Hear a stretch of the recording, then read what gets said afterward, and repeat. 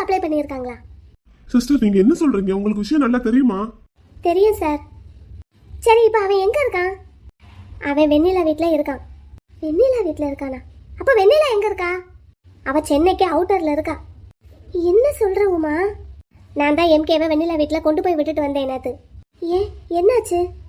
புகழ், உனக்கு ஒண்ணுமே தெரியாதா? அப்போ தெரியாது உமா, நான் இங்கே கொஞ்சம் பிஸியா இருந்துட்டேன் பாப்பா விஷயத்துல. என்னாச்சு சிஸ்டர்? என்னாச்சு சிஸ்டர்? எம்கே தன்னோட சொத்து எல்லாத்தையும் வினிதா பேருக்கு மாத்தி எழுதிட்டான்.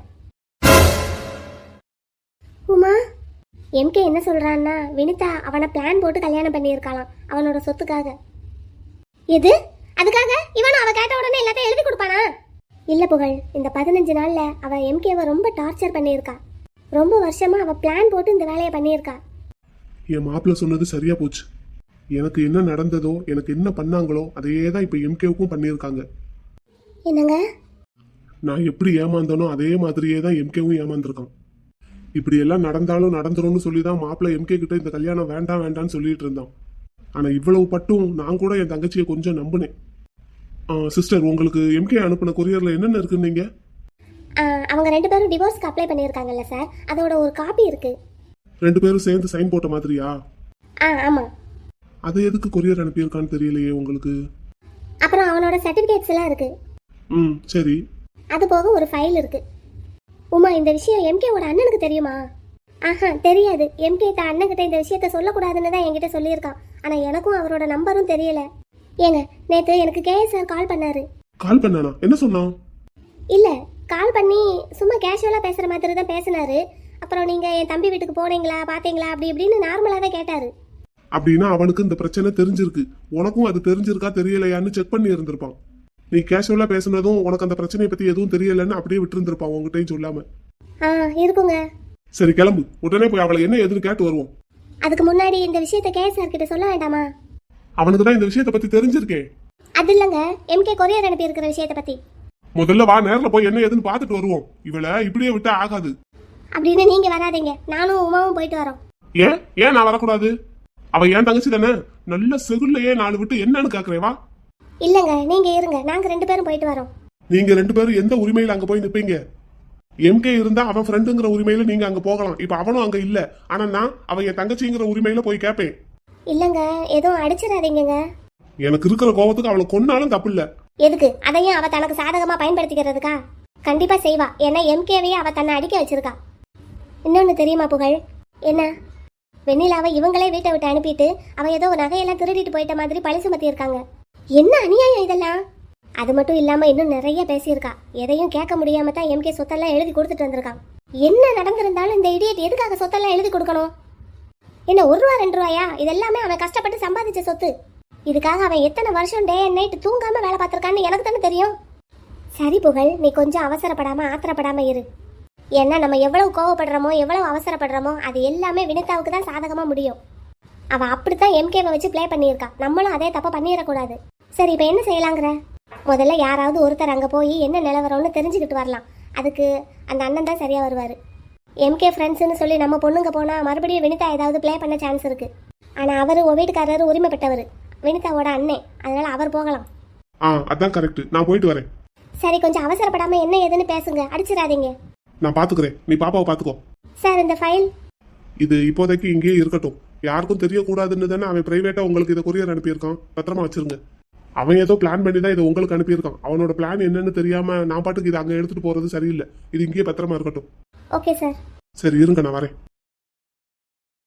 உமா, நீ வெண்ணிலாவை பாத்தியா? பார்த்தேன் புகழ், அவ ரொம்ப சேஃபா தான் இருக்கா. ஆனா அவளை கடத்தி வச்சிருக்கிற மாதிரி பிளே பண்ணி தான் எம்கே கிட்ட எல்லாத்தையும் வாங்கியிருக்கா இவ. ஓ, அங்க நான் இன்னொரு பர்சனையும் பார்த்தேன். உங்க கூட படிச்சவராமே அர்ஜுன். ஆமா, அர்ஜுன். அவனும் இதே ஃபீல்டில் தான் இருக்கான். அவரு எம்கேவை நான் வெண்ணிலா வீட்டுக்கு கொண்டு போய் விட போகும்போது வெண்ணிலாவை அங்கே பொண்ணு கேட்டு வந்திருந்தாரு. என்ன சொல்ற புகழ்? ஆமா, அவர்கிட்ட தான் இப்போ வெண்ணிலா வேலை பார்க்குறா. நீ சொல்றதையெல்லாம் வச்சு பார்த்தா இதுல என்னமோ தப்பு இருக்கு புகழ். முதல்ல கேஎஸ் சார் கிட்ட இந்த விஷயத்தை பத்தி சொல்லணும். அவர் இப்போ எங்க இருக்காருன்னு தெரியல. ஃபோன் பண்ணி பார்ப்போம். பாப்பா, நீ உட்காருமா. சரிங்க அங்கிள். என்ன காரியண்டா பண்ணிட்ட வினிதா? இதுக்கு மேல நான் உயிரோட இருந்து என்னத்தே ஆகணும்? அப்படின்னா உனக்கு இந்த அத்தை மேல நம்பிக்கை இல்லை. என்னை நீ அவ்வளோ லேசாவா நினச்சிட்ட? அவன் எங்கே இருந்தாலும் தேடி கண்டுபிடிச்சு உன் கூட வாழ வைக்க வேண்டியது ஏன் பொறுப்பு. நான் வேண்டாம், வெண்ணிலா தான் வேணும்னு என்னை விட்டுட்டு போனவர்கிட்ட நீங்கள் என்ன சொல்லி திரும்ப கூட்டிகிட்டு வருவீங்க தே? அப்படியே கூட்டிகிட்டு வந்தாலும் அவர் மனசொத்து என் கூட வாழ்வாரா? அது ஏன் பொறுப்பு. வேண்டாம் தே, எம்கேவை நீங்கள் அப்படி கஷ்டப்படுத்தக்கூடாது. எம்கே அவருக்கு பிடிச்ச மாதிரி அவருக்கு பிடிச்ச பொண்ணோட வாழட்டும். முட்டாள்தனமாக பேசாத. அப்போ உன்னோட வாழ்க்கை? எம்கே இல்லாமல் என்னால் வாழ முடியாது தே. அதான் சாகலான்னு போனேன், நீங்கள் காப்பாற்றிட்டீங்க. எம்கே கூட வாழ்கிறதுக்கு தான் எனக்கு கொடுத்து வைக்கல. இப்போ சாகிறதுக்கும் அதிர்ஷ்டம் இல்லாமல் போச்சு பாருங்க. நீ எதுக்குடா சாகணும்? அத்தை இருக்கேன் நான் உனக்கு. இந்த பிரச்சனையை என்கிட்ட விடு, நான் பார்த்துக்கிறேன். நீ என்னம்மா செய்ய போற? அன்னைக்கே அந்த வெண்ணிலா மேலே போலீஸில் கம்ப்ளைண்ட் கொடுப்போன்னு சொன்னேன். நீங்கள் தான் எல்லாரும் வேண்டான்னு சொல்லிட்டீங்க. என் பேச்சு அன்னைக்கே கேட்டிருந்தா இன்னைக்கு இப்படிலாம் நடந்திருக்குமா? எம்கேவுக்காகத்தான் நான் கம்ப்ளைண்ட் கொடுக்க வேண்டான்னு சொன்னேன். இப்போ என்ன ஆயிருக்குன்னு பார்த்தியா? அத்தை விட்டுருங்க அத்தை. இந்த மாதிரி போலீஸ் கேஸுன்னு போய் எம்கேவோட பேரை டேமேஜ் பண்ண வேண்டாம். எம்கேவுக்கு வெண்ணிலாவை தான் பிடிக்குதுன்னா அவ கூடயே அவர் வாழ்ந்துட்டு போகட்டும். நான் இப்படியே அவரை நினச்சிக்கிட்டே என்னோட மிச்ச வாழ்க்கையை வாழ்ந்து முடிச்சிடுறேன். எத்தனை வருஷமா உருகி உருகி காதலிச்ச பிள்ளைய இப்படி எல்லாம் கைவிட்டு போறதுக்கு உன் பிள்ளைக்கு எப்படித்தான் மனசு வந்ததோம்மா? நீ வளர்த்த பிள்ளை இப்படி எல்லாம் பண்ணிட்டாரேன்னு நினைக்கும் போதுதாம்மா என்னால தாங்க முடியல. என்னை மன்னிச்சிருங்க அண்ணே. உன் பிள்ளை பண்ணதுக்கு நீ என்னம்மா செய்வ? நான் எதுக்கு உன்னை மன்னிக்கணும்? அம்மா வா. தம்பி எங்கம்மா? அது தெரிஞ்சா நாங்க ஏன் இப்படி உட்காந்துருக்கோம்? வினிதா, என் தம்பி எங்க? எனக்கு தெரியல மாமா.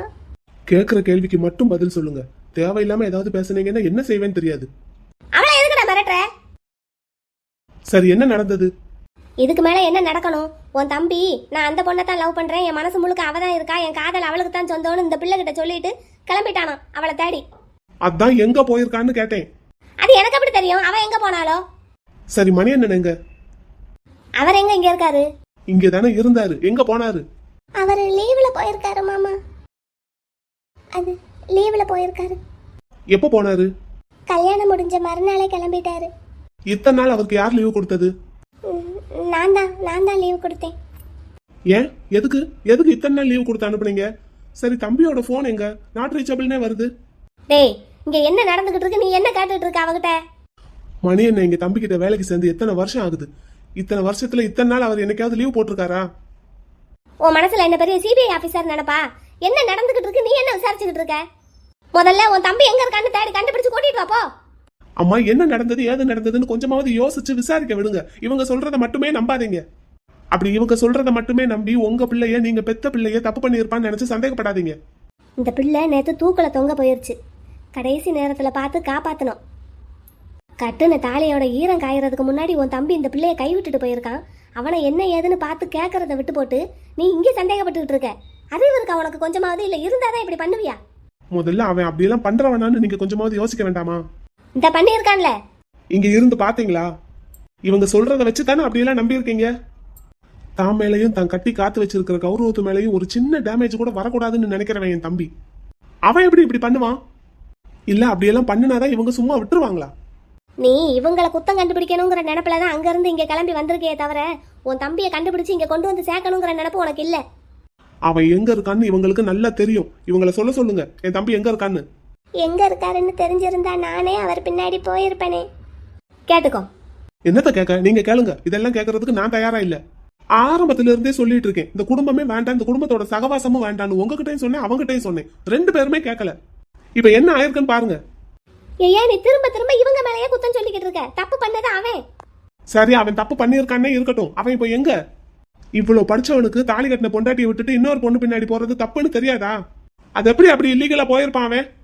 முதல்ல நீங்க பெத்த பிள்ளை அப்படியெல்லாம் செய்வானான்னு யோசிச்சீங்களா நீங்க? அப்படி என்னம்மா, நீங்க பெத்த எங்களை விட இவங்க உங்களுக்கு முக்கியமா போயிட்டாங்க. என்ன பாதிக்கப்பட்டிருக்கிறது இவங்க. கல்யாணம் பண்ணி வச்சது நான். அப்ப இவங்களுக்கு நான் தானே பதில் சொல்லி ஆகணும். அதனாலதான் இவங்க பக்கம் நிக்கிறேன், தலை குனிஞ்சு நின்றுட்டு இருக்கேன். இதுல இந்த பிள்ளை நேற்று செத்துக்கிட்டு போயிருந்ததுன்னு வை, அவ்வளவுதான். நம்ம குடும்ப மானமே நேரம் நடு ரோட்டுக்கு வந்திருக்கும்.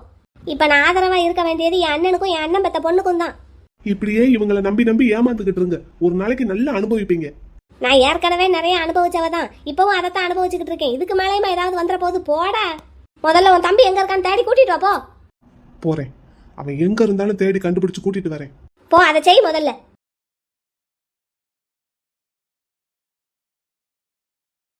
அம்மா, நீங்களே என் கூட வாங்க.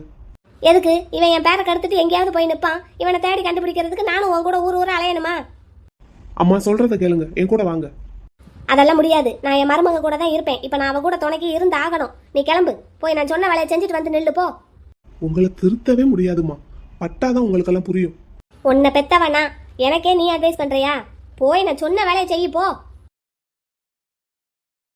சும்மா சும்மா அவளையே முறைச்சிக்கிட்டு இருக்காத, கிளம்பு. தம்பியை ஒன்று சொல்லிடக்கூடாது, பாஞ்சுக்கிட்டு வந்துருவான். அவன் என்ன தப்பு பண்ணியிருக்காங்கிறத யோசிக்கவே மாட்டான். வினிதா அத்தை, ஒரு பொண்ணு இந்த மாதிரி கைவிட்டுட்டோங்கிற குற்ற உணர்ச்சி அவனுக்கும் இல்லை இவனுக்கும் இல்லை பத்தியா? விடுங்கத்தே. யார் உன்னை கைவிட்டாலும் அத்தை உன்னை கைவிட மாட்டேன்டா. இந்த என் மூத்த மகன் இப்போ தான் தம்பியை தேடி போயிருக்கான்ல, எப்படியும் தேடி கண்டுபிடிச்சிருவான். அப்போ மட்டும் அவன் வெண்ணிலா தான் எனக்கு முக்கியம், வினிதா வேண்டான்னு சொல்லட்டும். அவன் என் பிள்ளையே இல்லைன்னு நான் தலைமுழுகிடுறேன். அத்தை அப்படியெல்லாம் சொல்லாதீங்க தே. இல்லடா, அத்தை சொன்னா சொன்னதுதான். அவன் மட்டும் அப்படி சொல்லட்டும். அவன் என் பிள்ளையே இல்லைன்னு நான் முடிச்சிருவேன். என்கிட்ட இருக்கிற அவனோட பங்கு சொத்து எல்லாமே உனக்கு தான். உன் பேர்ல எல்லாத்தையும் எழுதி வச்சிருவேன். என்னோட வாரிசு இனிமேல் அவன் இல்லை, நீ தானே நான் முடிவு பண்ணிடுவேன். பிரஸ் மீடியாவுக்கு எல்லாத்துக்கும் நான் நியூஸ் கொடுத்துருவேன். வரட்டும், போயிருக்கிறவன் வரட்டும். தம்பியோட ஃபோன் நாட் ரீச்சபிள் இருக்கு. மணி என்னன்னு வீட்டில் இல்லை. இதுலயே ஏதோ சம்திங் இருக்கு. இவங்களும் யோசிக்க மாட்டேங்கிறாங்க, என் பேச்சையும் கேட்க மாட்டேங்கிறாங்க. மாப்பிள்ள டேய், வேண்டா, என்னடா நடக்குது இங்க? எனக்கு என்னன்னு புரியலடா. தம்பி எங்கடா இருக்கான்? உனக்கு ஏதாவது தெரியுமா? இரு வரேன். மாப்பிள்ள எப்படா வந்த? விஷயம் தெரிஞ்சு வந்திருக்கே, தெரியாம வந்திருக்கியா? எனக்கு ஒண்ணுமே தெரியலடா. என்னன்னு ஒன்னும் புரியல. உனக்கு ஏதாவது தெரியுமா? மாப்பிள்ள சாரிடா. என்னடா சாரி? எதுக்கு? நீ எவ்வளவோ சொன்ன வினிதா எம்கே கல்யாணம் நடக்க வேண்டான்னு. ஆனா நான் கூட என் தங்கச்சியை நம்பிட்டேன்டா. ஆனா இன்னைக்கு நல்லா வச்சு கழுத்து அறுத்துட்டா. என்னடா சொல்ற? பிளான் போட்டு தாண்டா எம்கேவை கல்யாணம் பண்ணியிருக்கா. எதுக்கு? சொத்துக்காகவா? ஆமா. உனக்கு எப்படி தெரியும்? யார் சொன்னாங்க? எம்கே சொன்னதா? எம்கேவோட ஃப்ரெண்டு உமான்னு ஒரு பொண்ணு இப்பதான் வீட்டுக்கு வந்திருக்காங்க. ஆமா, அந்த டாக்டர் பொண்ணு அவங்களா? ம். இப்ப என் தம்பி எங்கடா இருக்கான்? வெண்ணிலா வீட்ல. வெண்ணிலா வீட்லயா? நான் சொன்ன மாதிரி ட்ரெஸ் எல்லாம் நல்லா காஞ்சிருச்சு பாத்தியா? ம். சரி, நீ வீட்டில் இருந்து கொஞ்சம் ரெஸ்ட் எடு, சரியா? ரொம்ப டென்ஷனாக இருப்ப, அதனால ரெஸ்ட் எடு, ரிலாக்ஸாக இரு. நான் இப்போ ஆஃபீஸ் கிளம்புறேன். சாயங்காலமாக முடிஞ்ச அளவுக்கு சீக்கிரமாக வர்றேன். நம்ம பர்ச்சேஸ் போகலாம், ஓகே? எதுக்கு? உனக்கு ட்ரெஸ் எல்லாம் கொஞ்சம் எடுக்கலாம். நீலா, நான் இங்கேயே இருக்க போறதில்ல. நீ இங்கேயே இருந்தாலும் சரிதான், இல்லை வேற எங்கேயும் போகணும்னு நினைச்சாலும் சரிதான். உனக்கு ட்ரெஸ் வாங்குறோம், அவ்வளவுதான். அப்புறம் உன் அண்ணனுக்கு ஃபோன் போட்டு சொன்னையா? என்னன்னு? என்னண்ணா இந்த மாதிரி ஆயிடுச்சுன்னு சொல்லி? அவர் முகத்துல முழிக்கிற தகுதியே எனக்கு இல்ல. இப்போ இந்த விஷயம் உங்க அண்ணனுக்கு தெரிஞ்சிருக்குமா? தெரியல.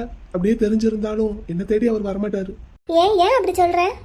நான் தான் என் விஷயத்திலேயே அவரை இனிமேல் தலையிடாதீங்கன்னு சொல்லி தள்ளி வச்சுட்டேனே. அப்புறம் அவர் எப்படி என்ன தேடி வருவாரு? வந்தாலும் அவரை எந்த மூஞ்ச வச்சுக்கிட்டு நான் பாப்பேன்? அப்படிலாம் நீ நினைக்காத. என் அண்ணன் முகத்துல முழிக்கிறதுக்கு எனக்கு எந்த தகுதியும் இல்லை நீலா. அண்ணன் தம்பி பாசம்லாம் அப்படிலாம் விட்டு போகக்கூடிய உறவு கிடையாது. எனக்கு தான் அந்த மாதிரி கூட பிறந்தவங்க யாரும் இல்லை, ஆனால் உனக்கு இருக்காங்க. நமக்கு ஒரு பிரச்சனைன்னு வரும்போது அப்படிலாம் விட்டுற மாட்டாங்க. கரெக்டு தான். என் அண்ணனும் சொன்னாரு. என்ன சொன்னாரு? அன்னைக்கு என் அண்ணனை நான் கடைசியா பார்த்தப்போ என் அண்ணன் அப்படிதான் சொன்னாரு. என்ன சொன்னாரு? நான் பண்றது தப்புன்னு நான் என்னைக்காவது ஃபீல் பண்ணா அண்ணன் ஒருத்தன் உனக்குன்னு நான் இருக்கேங்கிற நினைப்பு உனக்கு எப்பவும் இருக்கணும்னு சொன்னாரு. சொல்லியிருக்காருல்ல, அப்போ உனக்கு முதல்ல அவர் நினைப்பு தானே வந்திருக்கணும். வந்தது அவரோட நினைப்பு தான் வந்தது முதல்ல. அப்ப நீ அவர்கிட்ட தானே போயிருக்கணும். நான் எந்த மூஞ்ச வச்சுக்கிட்டு அவர்கிட்ட போவேனிலா? எவ்வளவோ சொன்னாரு, நான் தான் கேட்கல.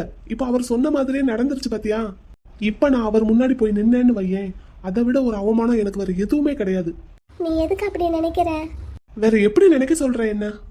நான் ரொம்ப பெரிய தப்பு பண்ணிட்டேன் நீலா. கண்ணு இருந்தும் குருடனா, காது இருந்தும் செவிடனா இருந்துட்டேன். அதனால நான் இழந்தது கொஞ்சம் நஞ்சம் இல்ல. அப்படியெல்லாம் சொல்லாத. மனுஷனா பிறந்தவங்க ஏதாவது ஒரு சூழ்நிலையில தப்பு பண்ணதான் செய்வோம். அப்படி உங்க அண்ணன் அவ்வளவு சொல்லியும் கேட்காம ஒரு விஷயத்த நீ பண்ணியிருக்கேன்னா அந்த இடத்துல வினிதா மேல நீ வச்சிருந்த நம்பிக்கை தான் காரணம். இதுல உன்னோட தப்பு மட்டும் இல்ல முத்து. நம்பி ஏமாறுறது பெரிய தப்பு ஒன்றும் இல்லை முத்து. நம்பிக்கை வச்சவங்களை ஏமாத்துறது தான் எல்லாத்தையும் விட பெரிய தப்பு. நீ சொல்றதெல்லாம் சரிதான் நிலா. ஆனா இப்போ நான் எல்லாத்தையும் இழந்து நிக்கிறேன். ஒண்ணும் இல்லாம ஜீரோவா நிக்கிறேன் நிலா. அப்படியெல்லாம் சொல்லாத. உன்கிட்ட இருந்து எல்லாமே போனாலும் நீ இருக்கேல முத்து. உன்கிட்ட இருக்கிற சொத்தை தான் அவங்களால வாங்க முடிஞ்சது. ஆனா ஒன்று அவங்களால ஒன்றும் பண்ண முடியலைல்ல. MK is always MK. ஆஹா, அப்படியா? ஆமாம், எனக்கு தெரியும் உன்னை பற்றி. வினிதா, புகழரசி அக்கா, உமா மேம் இவங்க எல்லாம் உன் கூட பல வருஷம் பழகினவங்களா இருக்கலாம். ஆனால் இவங்க எல்லாத்துக்கும் முன்னாடி உன் வாழ்க்கையில் வந்தது நான். சின்ன வயசுலேருந்தே நீ எப்படி என்ன ஏதுன்னு எல்லாம் தெரிஞ்சவனா. 11 வயசு வரைக்கும் உன் கூடவே நான் இருந்திருக்கேன். அப்போவே நீ எப்படின்னு எனக்கு நல்லா தெரியும். இப்போ அதுக்கு பல மடங்கு நீ இருக்க. உன்னெல்லாம் யாரும் அவ்வளோ ஈஸியாக அழைச்சிட முடியாது. நான் இப்போ ஆஃபீஸ் போயிட்டு வரேன். ஈவினிங் வந்து பேசுவோம் நம்ம. நீ போகிறது அர்ஜுனோட ஆஃபீஸ்க்கு. பார்த்து கொஞ்சம் கேர்ஃபுல்லாக இரு. நான் சொன்னதெல்லாம் உனக்கு புரிஞ்சது தானே? புரிஞ்சது. அவங்கிட்ட கொஞ்சம் ஜாக்கிரதையாக இரு. பார்த்துக்கிறேன் முத்து. நான் வேணா உனக்கு துணைக்கு வரட்டுமா? என்னை மீறி என்னை யாரும் எதுவும் பண்ணிட முடியாது முத்து. நான் பத்திரமா போயிட்டு வருவேன். நீ வீட்டில் இரு, ரெஸ்ட் எடு. போயிட்டு வரேன்.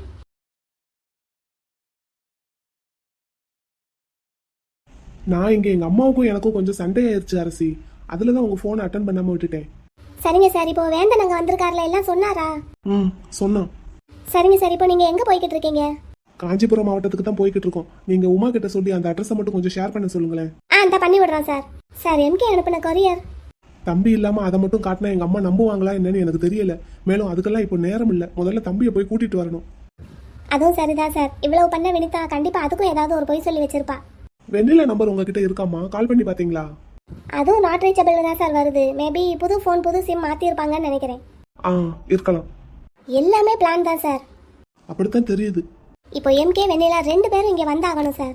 அவங்க வந்தா தான் 2 பேர் மேலே இருக்கிற பழியும் போகும். வெண்ணிலா மேலே திருட்டு பழி, உங்க தம்பி மேலே என்ன பழி போட்டிருக்காங்கன்னு பாத்தீங்களா? அரசி, இவங்க இதுக்கு மேலேயுமே பண்ணக்கூடியவங்க தான். ஆனா இப்படியெல்லாம் ஒரு நாள் நடக்கும்னு நான் எதிர்பார்த்தேன். அது இவ்வளவு சீக்கிரம் நடக்கும்னு நினைக்கல. எம்கே வெண்ணிலாவை லவ் பண்றான்னு எனக்கும் கொஞ்சம் டவுட் இருந்தது சார். ஆனா இப்படி கல்யாணம் முடிஞ்சதுக்கு அப்புறம் அதை வினிதா கிட்ட சொல்லுவான்னு நான் நினைக்கல. அவன் அப்படி சொன்னதுனாலதான் இவங்க சீக்கிரமாவே அவங்க பிளானை எக்ஸிக்யூட் பண்ணியிருக்காங்க. ஆனா அவன் லீகலா தான் சார் எல்லாமே மூவ் பண்ணியிருக்கான். ஆனா உங்க அம்மா எங்க அம்மாவா பேசல அரசி. அவங்க அப்படி பேச வைக்கிறாங்க. சரிங்க சார். நீங்க முதல்ல 2 பேரையும் கூட்டிட்டு வாங்க. சரிம்மா, வச்சிரட்டா? பாப்பாவை பாத்துக்கோங்க. சரிங்க சார். சார் அப்புறம் சொல்லுங்கம்மா. அது அந்த அவர் பக்கத்துல இருக்காருல்ல, அவரை கொஞ்சம் ரொம்ப நேரம் டிரைவ் பண்ண வேண்டான்னு நீங்க பாத்துக்கோங்க சார். சரிம்மா, நான் பாத்துக்கிறேன். தேங்க்யூ. பாத்துக்கோங்க சார். வச்சிடுறேன்.